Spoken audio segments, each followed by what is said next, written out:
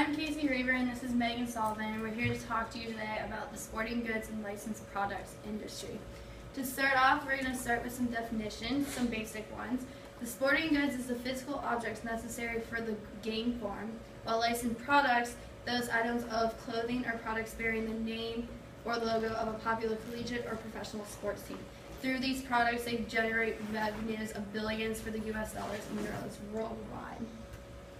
Okay, so we're going to give you some history now, and for some of the people that first got their start in the sporting goods industry are Michael Phelan and John Brunswick, who each established a production of billiards equipment. Brunswick created a 1.5 operation by 1884, and so that was just the people who got started. And then Rawlings started an operation that offered a full-time emporium of all sporting goods, so he created like baseball bats, baseball hats, that kind of stuff. And then Spalding adopted technological advances to manufacture many sporting goods, same kind of thing. And then the Sporting Goods Manufacturers Association was founded in 1906 as an intercollegiate football leaders and athletic equipment manufacturers wanted to make the sport more safe, and so they kind of worked together to make it more safe. Adidas was founded in the 1920s by Adolf Dassler. And then Nike and Reebok got their start in the 1980s and 1990s. So those are some of the bigger names. And uniforms were created because they created a sense of apartedness and defined who was a player and who was not, so it made it more apparent who was playing. And UCLA was the first school to enter into a licensing agreement. And the NCAA formed its properties division to license championship merchandise in 1975. To continue with the properties division, they approved licenses, police trademark infringement, and distributed licensing revenues equally among leagues franchise. The NFL was the first professional league to develop a properties component. And then we have a quote that we found, and it's kind of about why like merchandise and sporting goods are important. And it says fans bought them because they wanted to dress like players on the team. Not only were we supporting our guys, but the player we chose became an expression of sorts.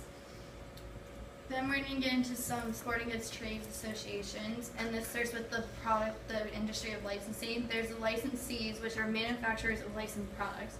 Then you have the licensors, the right to manufacture products bearing team and school names, nickname, colors, and logos, so basically the stuff you see on the shirt. And trademarks were defined under the Federal Trademark Act of 1946, and now you have that each school has their logo or name trademarked. And a royalty is the licensees assume the risk by manufacturing the product, and they pay a fee to the licensor, so the person makes money off their product. And then in collegiate sport, you see that D1 schools administer their own licensing programs. The benefit is self-maintenance, and they give a greater revenue from having their own products. And the Collegiate Licensing Company formed in 1981 and was recently purchased by the International Marketing Group, which is a collegiate sponsor, and has over 200 colleges and universities in their program. And for some more key principles, we have the definition of management is, they say in the industry, to succeed, innovation is a key performance standard affecting sporting goods and licensed products. Another key principle in this is marketing.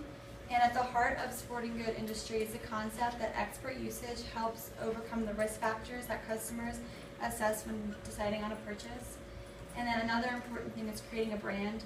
So a brand's image is defined as the cumulative impact of all the associations with a particular brand. And then ethics is another key principle. Many sport apparel and shoe manufacturers have come under fire for paying unfairly low wages and having unsafe working conditions in their overseas operations. And then legal issues are another important part, and professional league properties divisions have for decades negotiated such deals on behalf of all member franchises. Sporting goods industry, as including manufacturers of sporting goods equipment, athletic footwear, and sport apparel, as well as manufacturers of accessory items to the sport and recreation market. So sporting goods equipment includes fitness products and as well as sports-specific equipment. Athletic footwear is defined as branded or unbalanced or unbranded athletic shoes for casual, objective wear. Sport apparel encompasses garments which are designed for and used in active sports. You can see issues in this industry by having antitrust and licensing agreements, which a major case occurred in 2000 when American Eagle sued the NFL for the NFL taking their licensing rights for the jerseys away and giving the licensing rights to Reebok.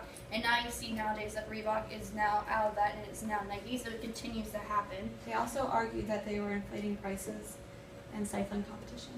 And so if the NFL were to win the case, it could extend its league-wide deals to agreements that are currently managed by individual franchises. This would potentially divide up the cost of attending games. Professional leagues could be empowered to unilaterally impose labor agreements and bargaining with players' unions. So what happens is that the Supreme Court obviously ruled in favor of the American Eagle because of the Section 1 from the antitrust law was displayed in this case. And then, okay, so this relates to me because I want to go into marketing, and marketing implies like marketing your brand, so to market the team's brand. And I'm also interested in maybe working for like a sporting company such as Adidas or Nike or something, or working for their marketing.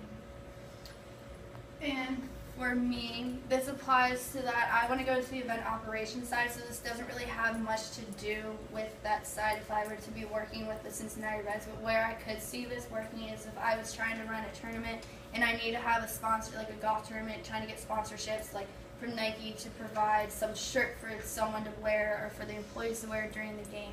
And to also for food, I have to get sponsorships, but that doesn't really deal with this. But somehow, like getting a sports industry to provide and sponsor the event for us. And that's what we have to say about the sports industry and sporting goods and licensed products. It's seen everywhere you